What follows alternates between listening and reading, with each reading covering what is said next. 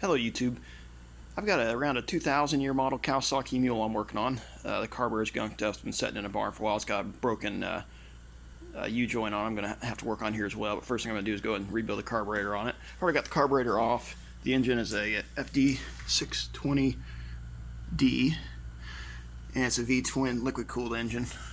Get through breaking this carburetor apart for you. It's just a little bit different.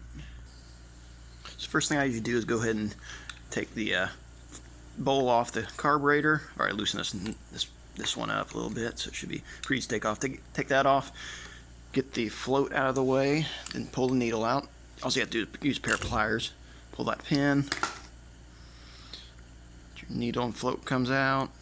Make sure you don't lose either one of them. I usually lay things out on a towel to keep things pretty well organized. And what makes this carburetor a little bit different is there's a couple of pairs of jets in here. I don't know if you can see it very well. But anyway, they stack, and there's a pair of them. So the first thing you got to do is take the top one out.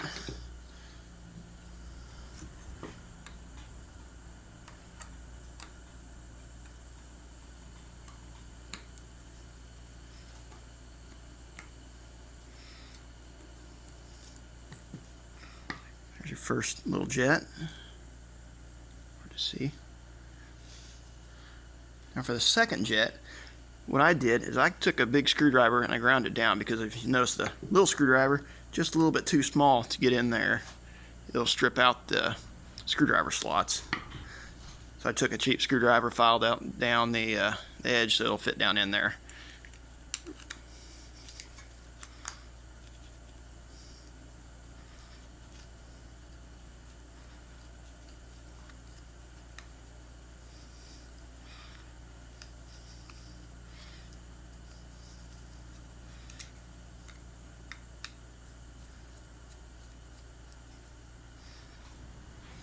Okay, so that makes up your first set. Now further down in there, again, kind of hard to see. Can't get the camera to focus on it.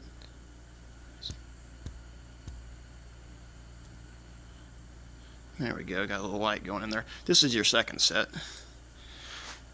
Again, you can use a small screwdriver to get that little one out of there, and then go back to your big screwdriver for the next one. Well, so you can.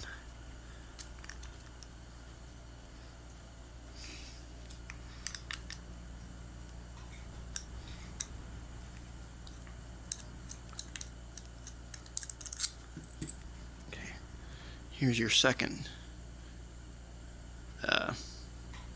jet. And again, this screwdriver comes in handy for the one that's down in there, because as you can see, you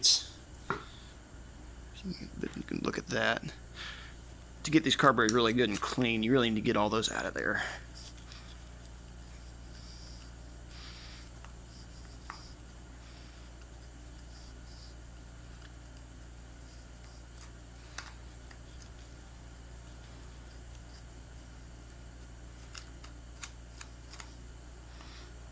It does thread all the way out, so just be patient and try to strip it out. If you get one of these stripped out, these are just brass. You're going to have to probably drill it. It won't be a whole lot of fun. See, there's the second jet holder. It's got a couple of holes in it as well. For your pilot air, it's got a cap on it. Just take your screwdriver or a pair of pliers. You'll have to pop that cap off. Try not to break it. I don't think the kit comes with the new cap. It does come with a new spring though.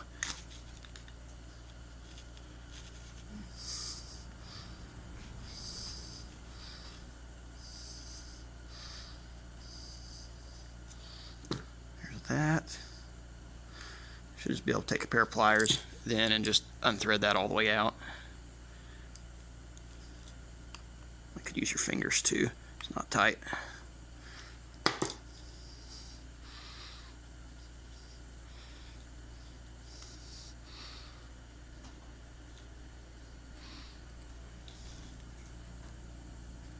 It's a little sooted up, not terrible. Here's where the idle air screw goes into. It should be about an turn and a half to 2 turns out when you put the cap back on, although I didn't double check that, so don't hold me to it. And then you just take it over to air compressor, brake cleaner, clean it out real good, blow through all the orifices, make sure everything's good and clear, no dirt, clean off the gaskets, and the assembly would be just the opposite. Forgot to point out there also is another jet in the top of this right above the fuel intake. That'll have to come out to be cleaned as well. So here are all the new parts that are going to go in it. I bought this kit off Amazon for I think about 21 or 22 bucks. Comes with everything you need. It's got all your different jets, adapters, two springs, and also a idle speed control screw and a spring for that. Don't think I'll use it all. I just left the old one on the carburetor that's here. I don't think I need it. Also comes with a new needle but no float. Both gaskets, the bowl gasket and the seal for the bottom of the bolt that holds the fuel bowl on. And we've got a pretty clean carb. I got the insides of it real clean and blown out. I'm not too worried about the outside of it. It's going to get dirty and grungy and messed up anyway. So what we'll start with is putting the jets back in the top of it. Light on here. So the first one that goes in will be the bigger of them. Be that one. I don't normally use any kind of lubricating anything. Maybe a shot of WD-40 if you think it needs it. Make sure it's good and clean. It's the biggest thing. Again, we'll be using that screwdriver I ground down to fit.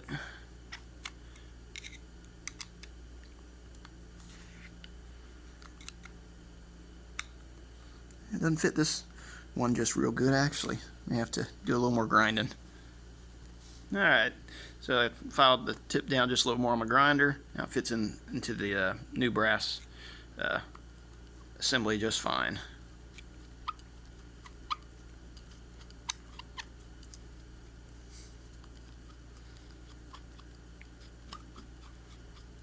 When you're tightening these up, you want to make them tight, but don't just crank down on them. Next time you take it apart, you don't want to have to drill these out. That one's down. This is the next one. Lay things out in order so you can kind of see which one goes next. You can't really screw it up, but it makes it a little easier.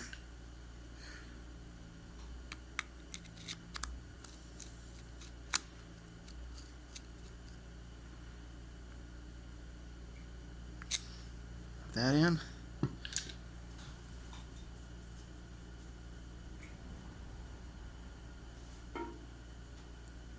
You've got the next one is the smaller bushing goes in next.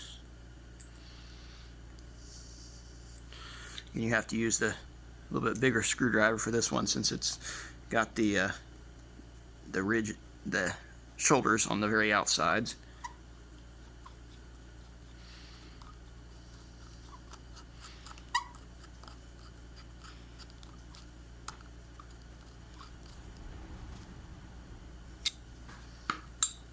In, and then you've got the final jet drops in the end.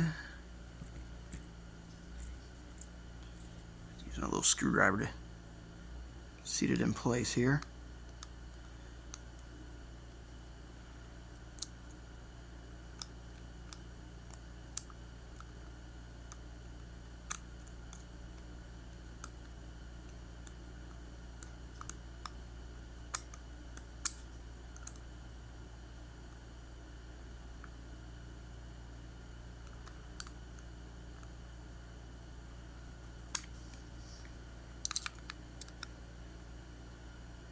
I started. Yeah, there we go.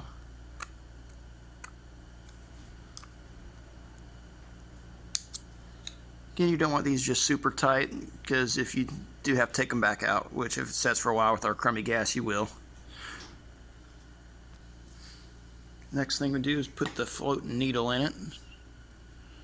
Hang the needle on the float first. In that order, with the raised part of the float facing upwards. Drop it down in to its place. Now the kit came with a new pin for a float, but I don't like it. It didn't line up real good, so I'm just going to reuse the old one. Doesn't really matter. It's not a moving part, so all it's got to do is hold the float in place. Use a pair of pliers to kind of seat it in until it's a little bit tight. There we go. Seat it up. Looks good. Make sure that the float works. If you want to, you can blow a little bit of air through here, make sure it's actually closing off. Usually I just use my mouth and put a little air pressure to it and raise the needle up and down, make sure it seals off. New seal's already in there, so the bottom half's done. We can go ahead and put the bowl back on it now.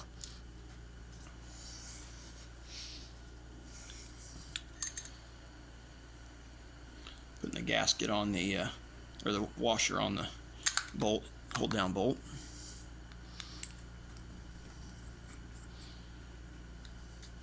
Doesn't really matter where you clock the drain at, but I normally put it on the fuel side in case you ever have to drain the carburetor. That's an easy spot to drain it at. Okay, so next thing we'll put in is going to be that idle air screw. Gotta get my spring ready for it.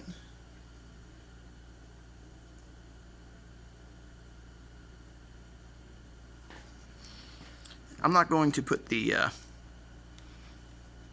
cap on it right now. I'm going to go ahead and run it and adjust it because you've only got about I don't know, maybe 3/4 turn adjustments on that. So once I get it where I want it, then I'll put the cap on it and seal it in place. Should be about a turn and a half to 2 turns at the most out from fully seated. Right there is fully seated for me, so I'm going to go ahead and back it out. Half, 1, 1.5. So that's 1.5 turns back out. And the cap I'm talking about is this little black piece. Again, it's got a half moon shape on it, and that just put that face down, that'll pop on there, and then again that gives you about 3/4 of a turn adjustment once it's on the machine. You've got one last jet to put in. It goes right there. I believe this is going to be your pilot air screw. Not 100% sure on that one though. Just hold your throttle out of the way.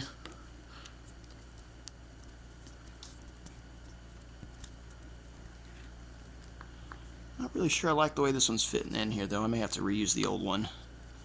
Problem with these Amazon parts, they're kind of cheap.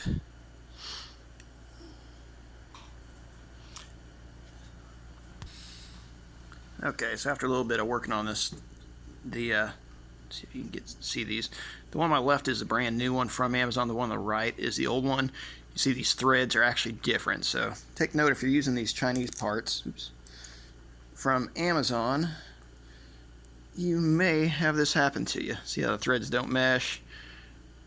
That's not real good. So we're gonna have to reuse the old one. Such is life when you pay 20 bucks for an overhaul kit. Sometimes you get what you pay for. We're just gonna go ahead and screw this back in place. Last thing would be to go ahead and put your gaskets on the front and back. You can take these choke and throttle flaps off, but in my case there's no need to. They're clean, they look good, there's no play. If you had to replace the shafts, you'd run into a little bit of trouble, and I don't have to replace these. They should be good. So anyway, that would be back to the four-wheeler, put it on, and hopefully no more problems. Let me know what you saw of the video. Thanks.